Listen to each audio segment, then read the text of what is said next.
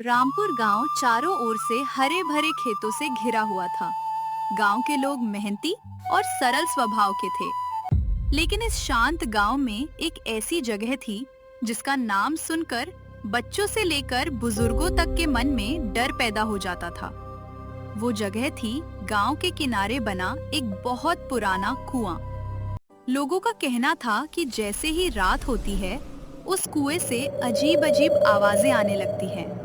कभी रोने की, कभी कराहने की और कभी किसी की मदद मांगने की। बचाओ! कई सालों से गांव वाले उस कुएं से दूर रहते थे और धीरे धीरे उसका नाम ही भूतिया कुआं पड़ गया था। दादाजी, मैं बचपन से इस कुएं की कहानी सुनता आया हूँ, लेकिन आज तक मुझे समझ नहीं आया कि आखिर लोग इससे इतना डरते क्यों हैं। क्या किसी ने सच में वहाँ भूत देखा है? हाँ बेटा, देखा तो किसी ने नहीं, लेकिन कई लोगों ने रात में वहां से आने वाली डरावनी आवाजें जरूर सुनी है। सिर्फ आवाजों से तो ये साबित नहीं होता कि वहाँ भूत है। हो सकता है उसके पीछे कोई और कारण हो सकता है, लेकिन गांव वालों ने कभी सच्चाई जानने की कोशिश नहीं की। डर इतना था कि लोग उस तरफ जाना ही नहीं चाहते थे। मुझे लगता है हर रहस्य का कोई ना कोई जवाब होता है। एक दिन मैं जरूर पता लगाऊंगा कि उस कुएं का सच क्या है। उस दिन चौपाल से लौटने के बाद भी रमेश के मन में भूतिया कुएं का रहस्य घूमता रहा। जितना वह उसके बारे में सोचता, उतनी ही उसकी जिज्ञासा बढ़ती जाती। गांव के सभी लोग उस कुएं से डरते थे, लेकिन रमेश को लगता था कि हर डर के पीछे कोई ना कोई सच्चाई जरूर छिपी होती। रमेश, तुम पूरे दिन उसी कुएं के बारे में सोचते रहते हो। कहीं ऐसा न हो कि जिज्ञासा तुम्हें किसी मुसीबत में डाल दे। माँ, मैं बिना वजह किसी खतरे में नहीं पड़ूंगा, लेकिन सोचिए, अगर इतने सालों से गांव वाले एक झूठे डर में जी रहे हो तो। बेटा, कभी कभी कुछ बातों को जैसा है वैसा ही रहने देना चाहिए। नहीं माँ, अगर सच्चाई सामने आ जाए तो लोगों का डर हमेशा के लिए खत्म हो सकता है। बस वादा करो कि कोई भी कदम सोच समझ कर उठाओगे। मैं वादा करता हूँ। अगली सुबह रमेश बाजार पहुंचा। वहां उसे गांव के कई लोग मिले जिन्होंने भूतिया कुएं से जुड़ी अपनी अपनी कहानियां सुनाई। हर कहानी पिछले से ज्यादा डरावनी थी, लेकिन किसी के पास भी पक्के सबूत नहीं थे। मैंने खुद उस कुएं के पास से रात में रोने की आवाज सुनी थी। मेरी तो रूह कांप गई थी। क्या तुमने जाकर देखा था कि आवाज कहाँ से आ रही थी? अरे नहीं, इतनी हिम्मत किस में थी? मेरे चाचा कहते थे कि कई साल पहले वहाँ एक यात्री गायब हो गया था। लेकिन क्या किसी ने उसकी खोज की थी? पता नहीं, बस लोग यही कहते आए हैं। यानी सारी बातें सिर्फ सुनी सुनाई है, किसी ने सच जानने की कोशिश नहीं की। शाम होते ही रमेश पहली बार उस पुराने कुएं के पास पहुंचा। जगह सचमुच डरावनी लग रही थी। आसपास घने पेड़ थे और वर्षों से कोई वहां आया नहीं था।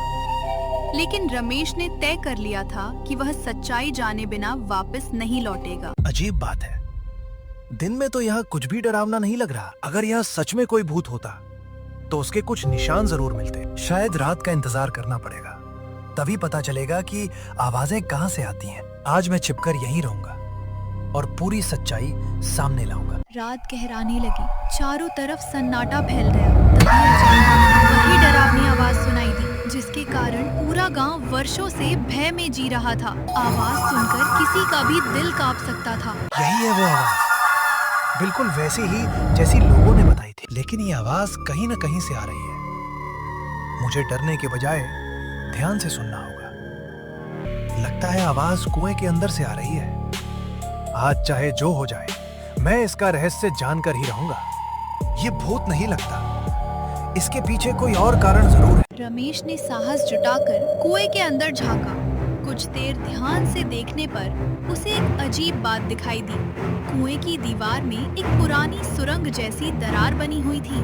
तो ये बात है, जब हवा इस संकरी दरार से गुजरती होगी तब ये डरावनी आवाज पैदा होती होगी, और रात में सन्नाटा होने के कारण ये आवाज और भी भयानक लगती होगी। यानी इतने सालों से लोग सिर्फ हवा की आवाज को भूत समझते रहे, लेकिन मुझे सुबह सबको इसका सबूत भी दिखाना होगा। अगली सुबह पूरे गांव को चौपाल में बुलाया गया। सभी लोग उत्सुक थे कि आखिर रमेश रात को कुएं के पास क्या देखने गया था। गांव वालों, भूतिया कुएं में कोई भूत नहीं है। क्या? फिर वे आवाजें कहाँ से आती हैं? कुएं की दीवार में बनी पुरानी दरार से। जब हवा उसके अंदर से गुजरती है तो वो रोने और कराहने जैसी आवाज पैदा करती है। तो हम इतने सालों से बेवजह डरते रहे। हाँ, डर ने हमें सच्चाई देखना ही नहीं दी। बेटा, आज तुमने पूरे गांव का भ्रम दूर कर दिया। उस दिन के बाद भूतिया कुआं अब डर की नहीं बल्कि सीख की निशानी बन गया। गांव वालों ने समझ लिया कि अंधविश्वास से बड़ा कोई डर नहीं होता। अगर हिम्मत और समझदारी से सच्चाई खोजी जाए तो सबसे बड़ा रहस्य भी सुलझाया जा सकता है। रमेश, तुमने हमें एक बहुत बड़ी सीख दी है। दादाजी, मैंने सिर्फ इतना किया कि डर की जगह सवाल पूछे, और यही सवाल हमें सच्चाई तक ले गए। जब तक हम सच जानने की कोशिश करते रहेंगे तब तक कोई अंधविश्वास हमें नहीं डरा पाएगा। उस दिन के बाद गांव वालों ने कभी भी उस कुएं से डरना बंद कर दिया। भूतिया कुआं अब एक सीख बन चुका था कि डर अक्सर हमारी सोच में होता है, सच्चाई में नहीं। और रमेश की बहादुरी ने पूरे गांव को ये सिखा दिया कि हर रहस्य के पीछे कोई न कोई तर्क जरूर छिपा होता है।